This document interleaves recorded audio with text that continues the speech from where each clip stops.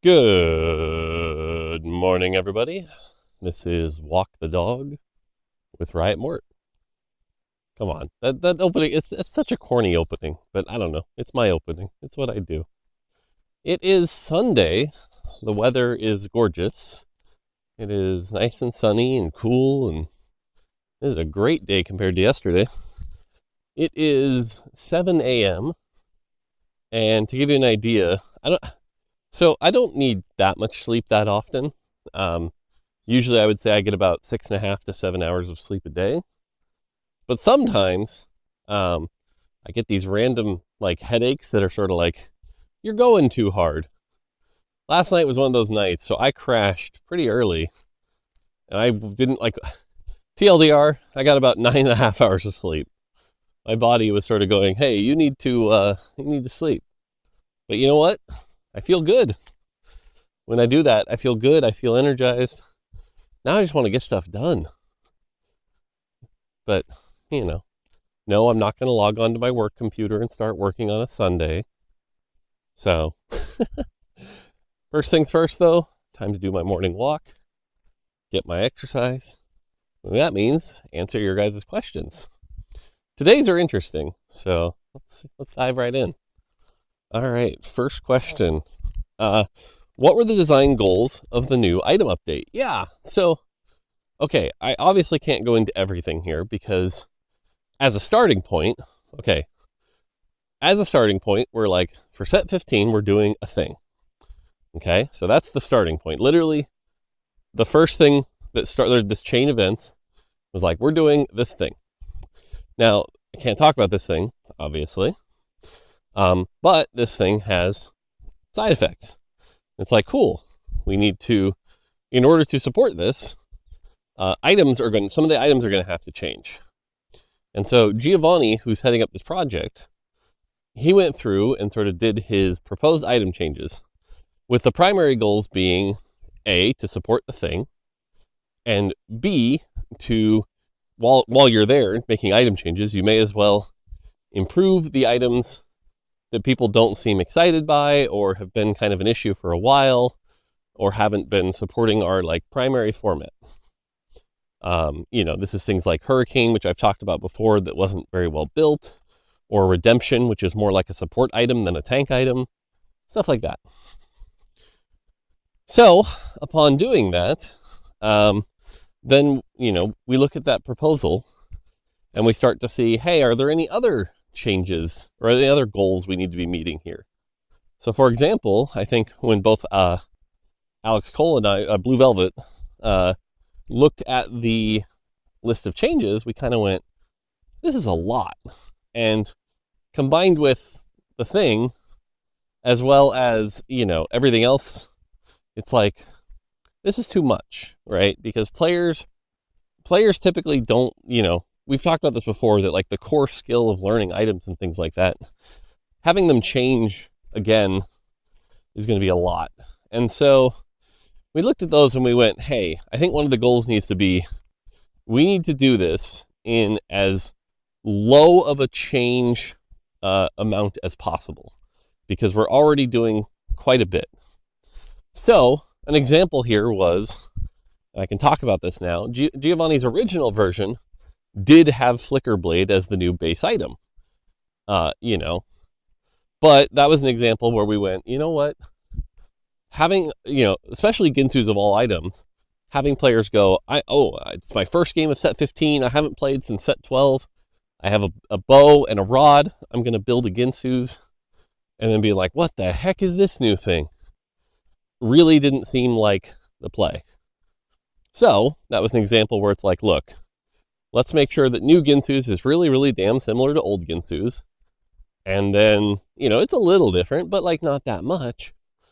And so then we go back and did another pass on all of our items, trying to make them as low change as possible. For example, I think at one point Guard Breaker was a completely different item.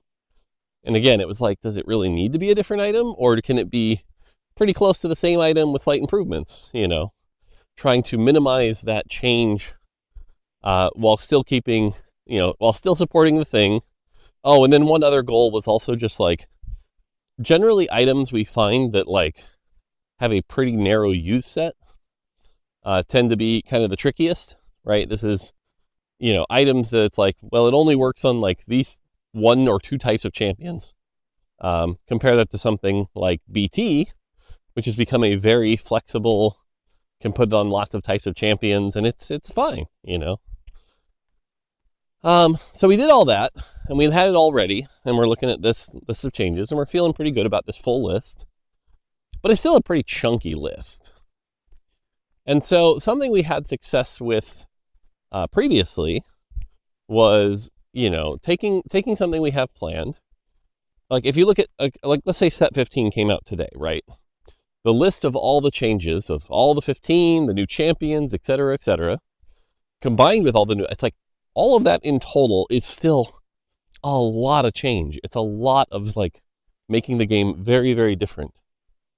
And so, we did this with artifacts previously, where it was like, why don't we ship some of it now, get players used to it for a month or 2, and then ship the rest with set 15 so that the whole package doesn't seem like such a gigantic package that could cause people to just be like, man, there's way too much different.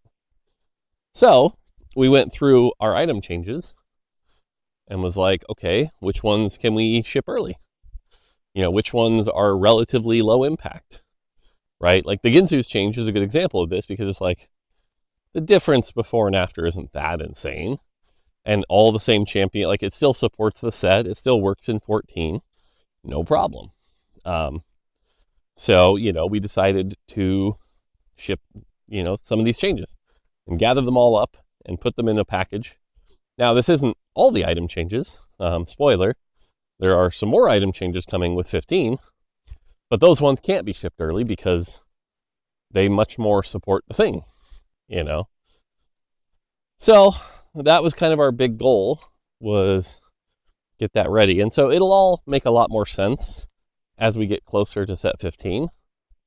But yeah. And again, all of this comes back to our core item system is the thing that players learn set over set. People always ask me, it's like, well, what do I need to do to learn the game? And I'm like, learn the item system. And so if you're like, I'm going to learn the item system, and then all of a sudden it changes drastically, that's pretty rough, right? The rule for what type of champions exactly you want Ginsu's now will change, right? And that's a new thing you have to learn. And every time a game says, hey, I need you to relearn stuff, it's painful. It's painful for a lot of people. So, yeah, I think that's all I can really say for now. For all I know, I've said a little too much, giving a little bit of, but yeah, and that's one of the nice things about our patching process is the fact we can do this, the fact that we can, the uphill part, the fact that we can let people, ship stuff early, get people used to it. It also makes the set just feel like, hey, there's still updates coming every few patches, which feels fun and exciting. So, yeah. There you go. Okay. Next question. Oh, this one's easy. Favorite style of unit. So, obviously, when people ask me questions like, what's your favorite blank? I have to give 2 different answers, right? One is Mort the player's hat, right? Like, I, as a player of video games, of someone who loves video games, what do I like? But also, that's very separate than what Mort the designer likes. Woo! Need to drink more water. Okay. Because what Mort the designer likes is what's good for our audience, not what's good for the game, So, for example, Mort the player, I like 2 things. Dot champions. I find the dot fantasy really fun. Watching people constantly like tick down, almost die. Malzahar, that Brambulance comp from set 5. I love those comps.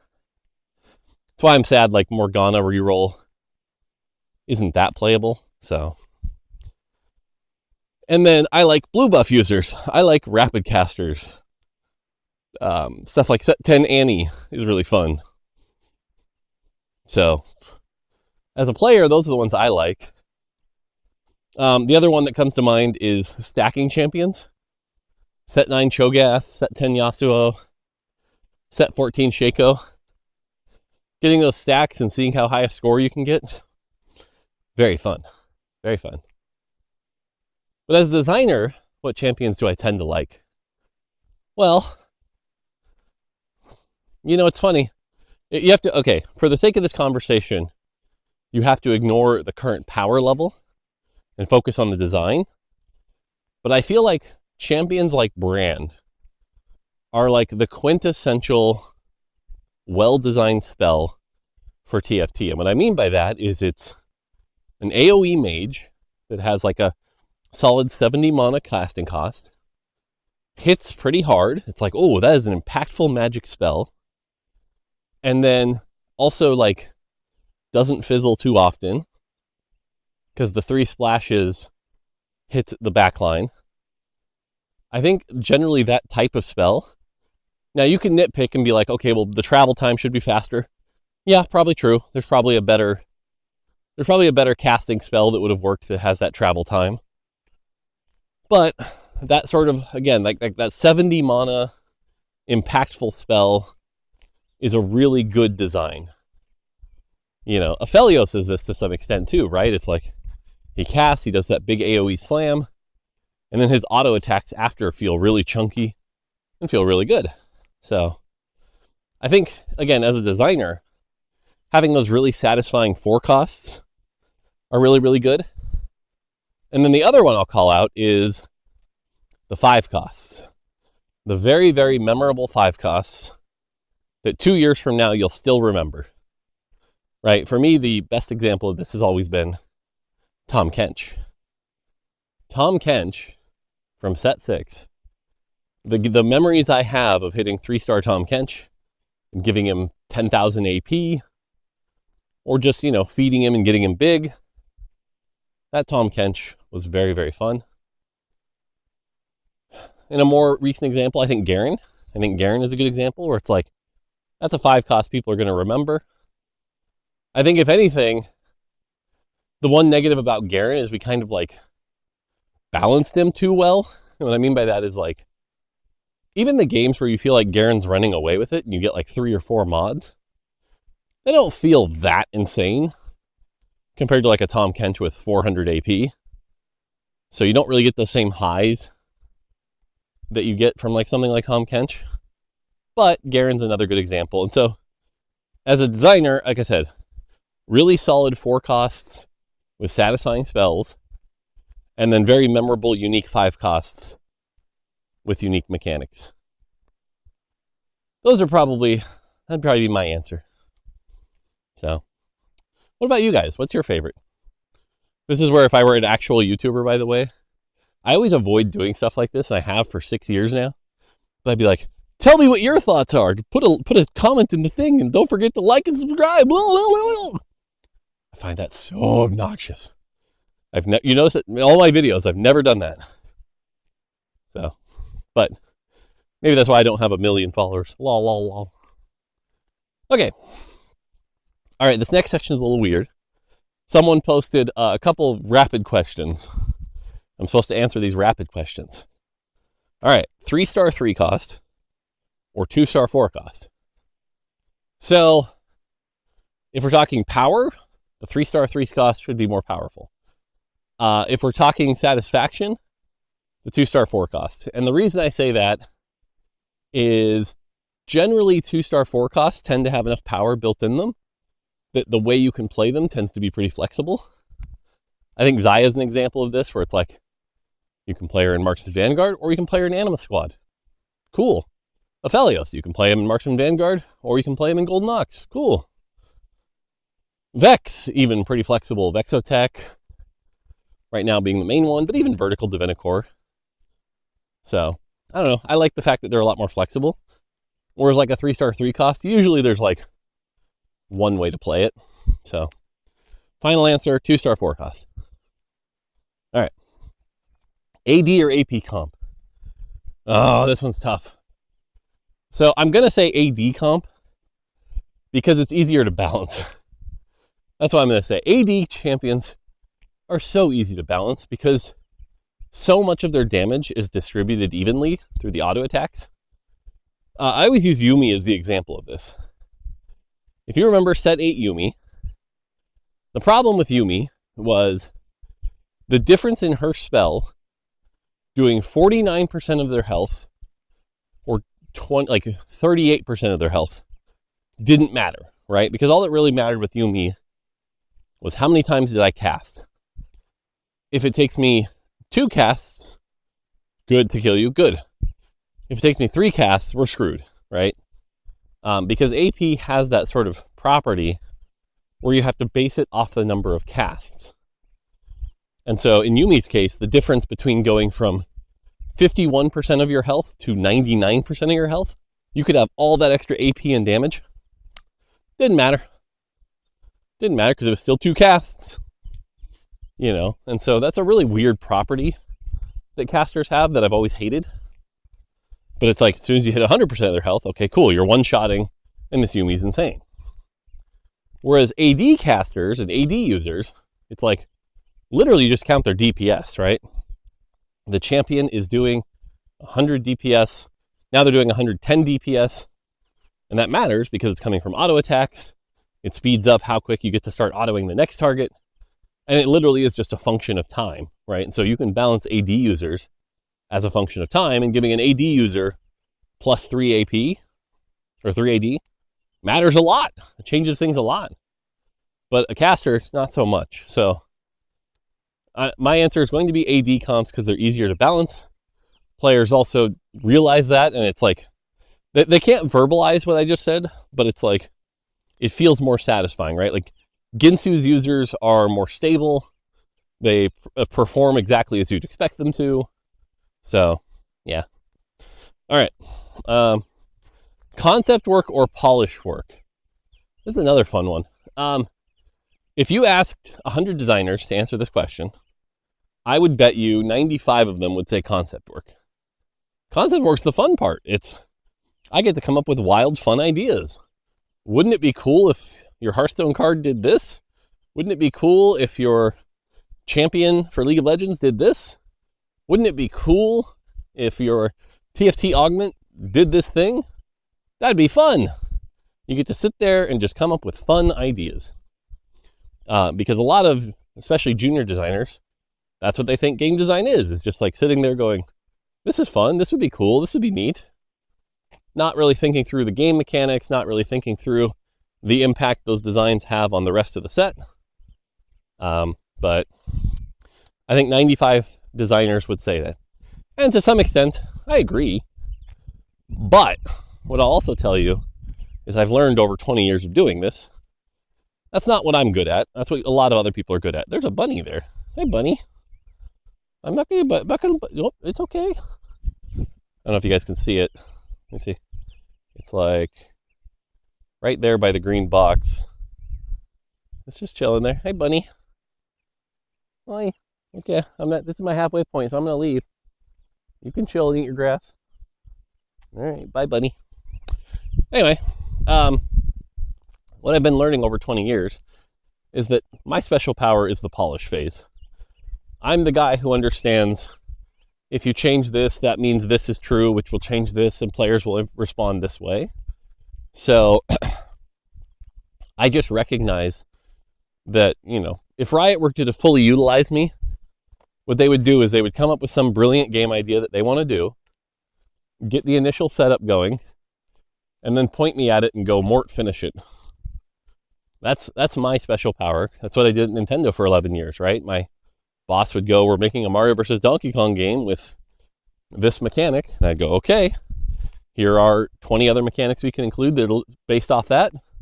And here's how many levels we can make, and we can make them fast, and we can ship them, and out it goes, That, like, putting the game together, the actual work. The part of game design that, like, most people don't realize is 98% of the job is the part I'm really, really good at. So, TLDR here, my answer is, for me, polish phase, because it's what I'm good at, and it helps get games out the door so that they don't sit in 7-year development hell, because that's what I do. That's my job. All right. Only prismatic or only silver augments? This is easy. This is easy. Would you rather play a game of TFT where your augments are gain 1 item? Or would you rather play a game of TFT with birthday present and call chaos? Like, come on, man. Prismatic augments are just so much more fun. Now, triple prismatic games are a little insane. That would be the drawback of this choice. Every triple prismatic game having every capped board.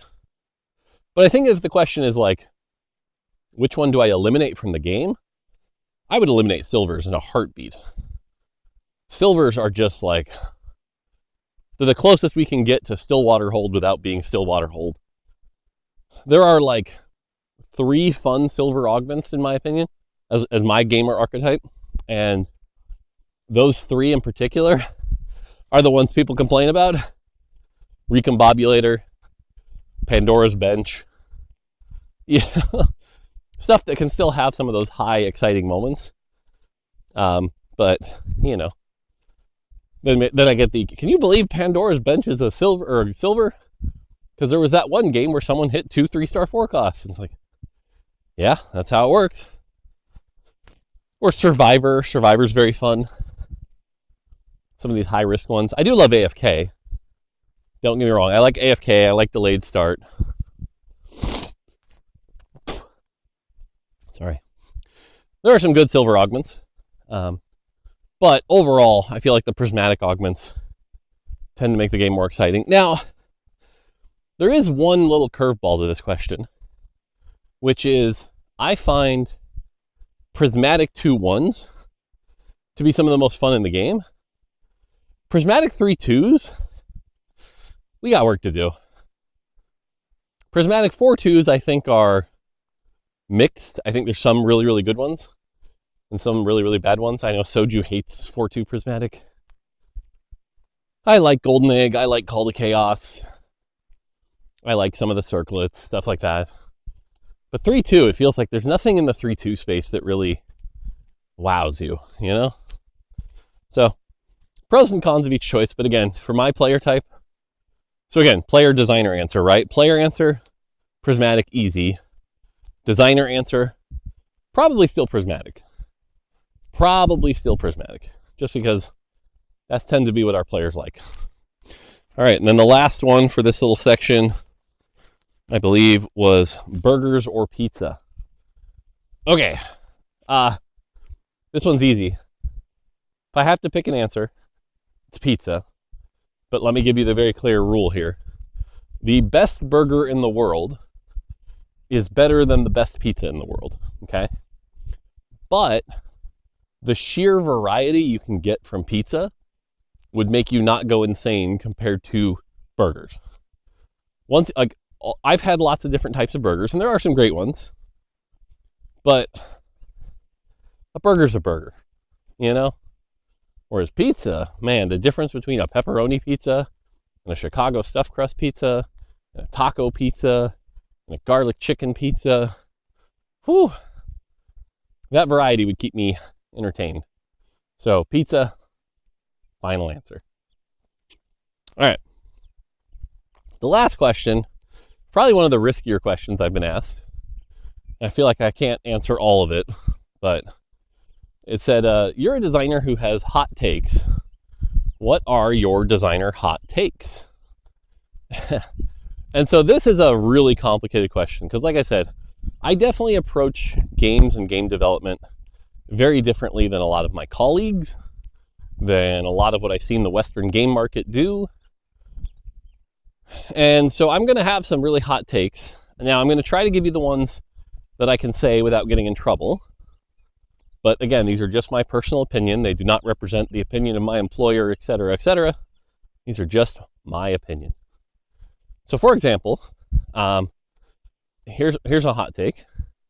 I believe a game's story if you're trying to make, there are two types of games, a game with game mechanics and a game with game story. And I think if you're trying to do both, you're probably doing at least one of them very, very poorly. So let me give you an example. The Last of Us. I know this is a very popular game. I did not enjoy that game. I thought the game mechanics were very, very bad. I thought they were bland, repetitive, uninteresting, and just felt like a mediocre shooter because the game director cared more about the story. And so it was like what I ended up doing with The Last of Us after about 4 hours was I quit and I watched the story. And the story was interesting. It was a good story, but I didn't want to play through their mediocre game mechanics to do it. My hot take is that if you're going to do a story game, do a story game, right? Do Telltale's Walking Dead. Do Detroit Become Human. I enjoy those games because I'm sitting down going, this is a story game. I'm here for the story, and it's great. Or do a mechanics game where you're playing a game for very good mechanics, like, say, Elden Ring. Elden Ring is a good example of, like, good mechanics. People play that game for its game mechanics. But a lot of these Western game directors that want to be Hollywood people end up doing these really mediocre mixes of both that I just don't like, right? That's why I personally was not a big fan of like some of the later Metal Gear Solids. It's like, clearly he just wants to make a movie and the game is an excuse to do it. So that's one of my hot takes. Another hot take is that Western game devs do not know how to make video games. They create these production timelines where it's like, we're going to finish this game in 4 years. And they set up all these goals and milestones without really exploring their core game mechanics and making sure the game is fun first. I can count on more than one hand the number of prototypes I've played that are like starting to get polished art and looking like pretty solid. It's like, yeah, but just moving your character kind of sucks. What are you doing? How did you, like, something we learned at Nintendo was like, you focus on making sure that main thing feels good. Once that feels good, making the rest of the game is easy. That's just, making levels, making games, that's easy. But that core mechanic feeling really, really good, that's the hard part. And a lot of Western devs don't realize this.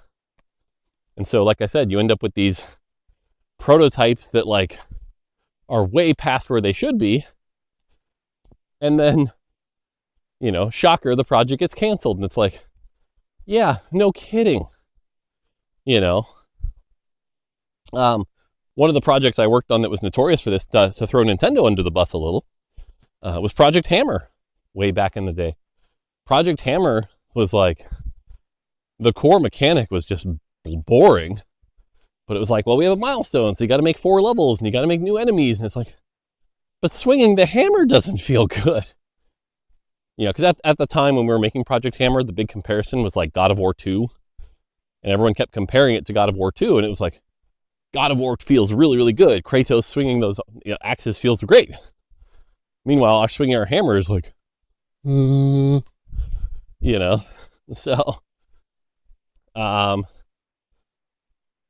other hot takes. I mean, some of these are mild, but like AAA games are a mistake. AAA games have done so much harm to the industry. You compare a game like, I don't know, let's give an example here. Halo 1 to Halo 5, and it's like the things we can do with a small team always tend to seem to outperform these giant, insane teams. Now, that gets a little complicated with live service games, because live service games are essentially multiple small games, right? Like if you look at Fortnite, I think a game like Fortnite does need a big team because it's lots of like little projects, right? It's like, here's a project for this event, here's a project for this thing.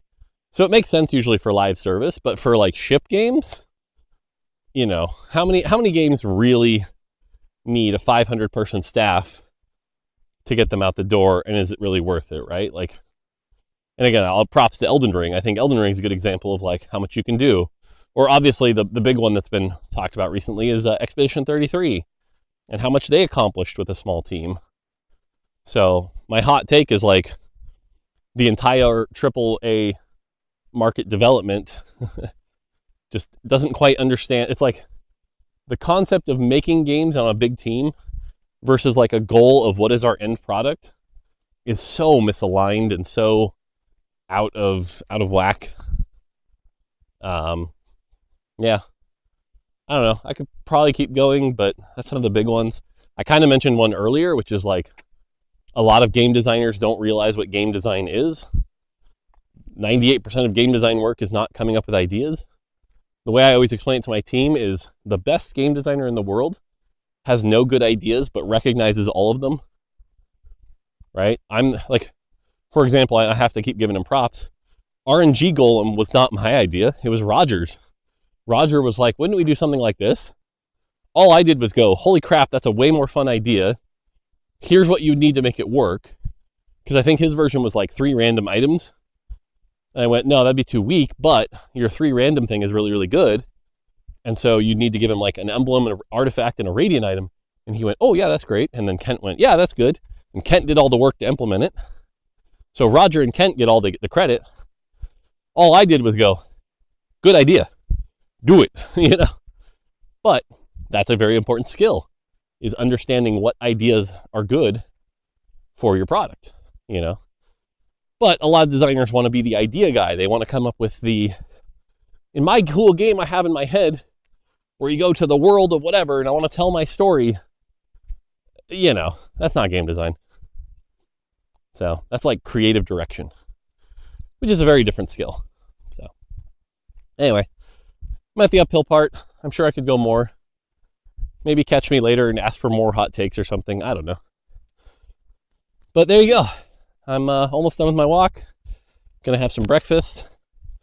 My daughter's gonna babysit. My wife and I are gonna go out together, spend some time together. That should be fun. And then work tomorrow. So, cool. All right, hopefully you guys enjoy these. I don't mind doing them. Good exercise. Burn those calories. And yeah. All right, that's going to do it for me. Until next time, take it easy.